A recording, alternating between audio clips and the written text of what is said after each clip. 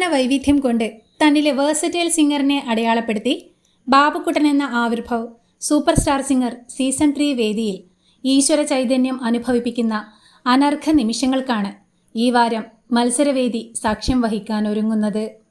ദൈവികത്വം തുളുമ്പുന്ന ആവിർഭവിൻ്റെ പ്രകടനം കണ്ട നേഹ കാക്കർ അവിശ്വസനീയതയും അദ്ഭുതാദരവങ്ങളും ആനന്ദ നിർവൃതിയും ഒക്കെ കൂടി നിയന്ത്രിക്കാനാവാതെ ക്യാപ്റ്റൻ സായ്ലി കാംബ്ലയെ കെട്ടിപ്പിടിച്ച് പൊട്ടിക്കരഞ്ഞുകൊണ്ട് വളരെ ഇമോഷണലായാണ് പ്രതികരിച്ചത്.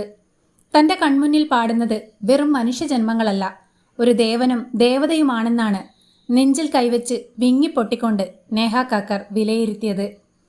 വിഖ്യാത ഗസൽ ഗായകനായ പങ്കജ് ഉദാസിൻ്റെ സ്മരണാർത്ഥം നടത്തുന്ന ഗസൽ നൈറ്റിലെ ആവിർഭവിൻ്റെയും പിഹുവിൻ്റെയും ഗസൽ ആലാപനമാണ് നേഹ കാക്കറിനെ വികാരഭരിതയാക്കിയത്.